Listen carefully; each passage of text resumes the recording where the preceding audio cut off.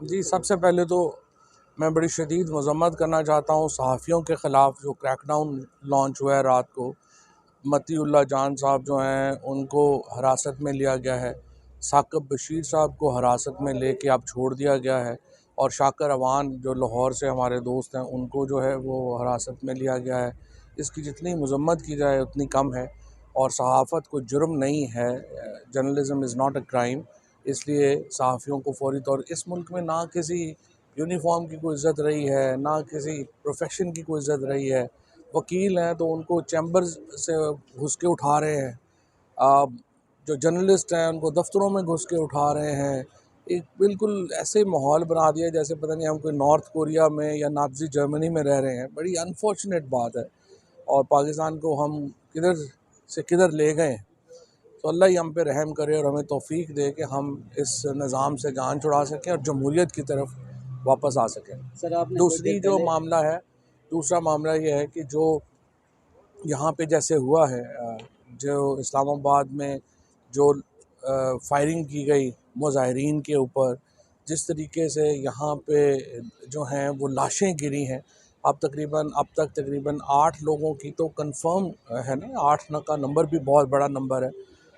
मैं समझता हूँ कि एक तो तहरीक इंसाफ के तरफ से हर लीडर अपना नंबर दे ही जा रहा है। ये इस तरह की सीरियस और संजीदा जो बातें हैं उसको संजीदा लेने की ज़रूरत है।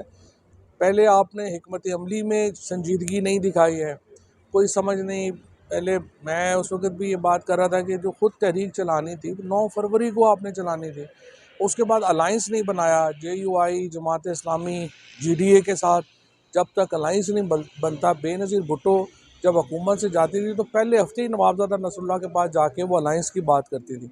तो तहरीक इंसाफ में जो मौजूदा लीडरशिप है उसका ये फ़र्ज़ है कि अपने कारकुनों के साथ एक मुशावरत के साथ और पाकिस्तान के लोगों की सबसे बड़ी नुमाइंदा जमात है इस वक्त तहरीक इंसाफ। तो ये हम इसको इस तरह से गैर संजीदा पॉलिसीज़ के हवाले नहीं किया जा सकता।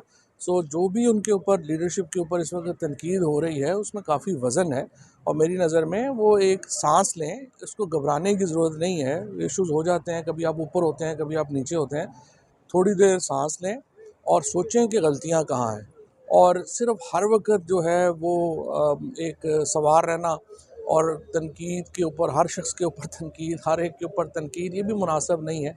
सो मेरा ख़्याल है थोड़ी देर हमें सांस लेने की ज़रूरत है और समझने की ज़रूरत है और उसके मुताबिक फिर आगे चलने की ज़रूरत है।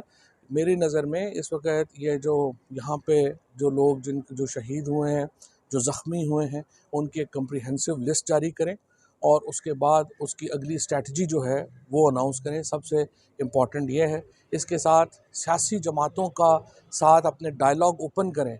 सियासी जमातों के साथ ही आपने आगे चलना है। आप कोई मरीख पे नहीं रह रहे। पाकिस्तान के अंदर जो सियासी जमातें हैं उनके साथ बहरहाल आपने डायलॉग खोलना है और एक दूसरे को बर्दाश्त करके चलने की थोड़ी सारी रवायत। सो मुझे नहीं पता कि ब्रेक डाउन कैसे हो गया।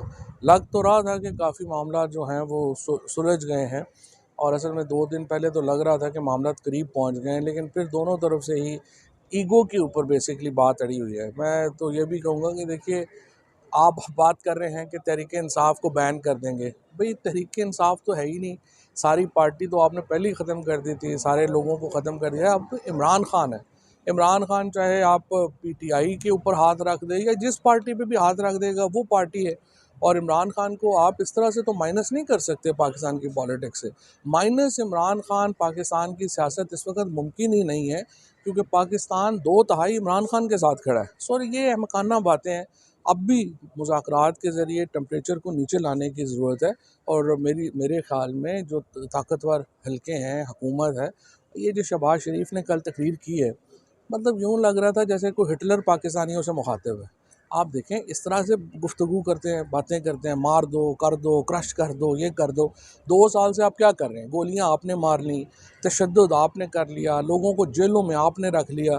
भाई नहीं माइनस हो रहा है इमरान खान। इस हकीकत को तस्लीम करके आगे चलें और इमरान खान के साथ बातचीत का आगाज़ होना चाहिए। बरह रास्त बातचीत करें, टेम्परेचर नीचे लाएँ और पाकिस्तान को सांस लेने दें, पाकिस्तानियों को सांस लेने दें। कितनी देर आप सांस बंद करके रखेंगे? आखिर में कौम जो है वो फट पड़ेगी। ठीक है ये 2 साल कोई ज़िंदगी नहीं होती कौमों की, 2 साल तो कुछ भी नहीं होता। तो आपने लाज़मन जो है वो इसको बताना है कि 2 साल में वो लम्हा आ गया है कि लोग फट पड़े हैं। अब आप इससे कितनी जल्दी और आगे करना चाहते हैं, इतना तेज़ ना भागें कि आप गिर पड़ें। तहरीक इंसाफ पाकिस्तान बनने के कहा जा रहा है कि कुछ चांसेस हैं और कोई नई जमात और लीडरशिप में से लोग अलग कर दिए कोई जाएंगे। हैसियत ही नहीं, लीडर कौन है पीटीआई का? एक ही लीडर है इमरान खान, वो जिस पे हाथ रखेगा वो लीडर होगा। ये ऐसी बातें हैं, आईपीपी बना के भी सबक नहीं ले लिया।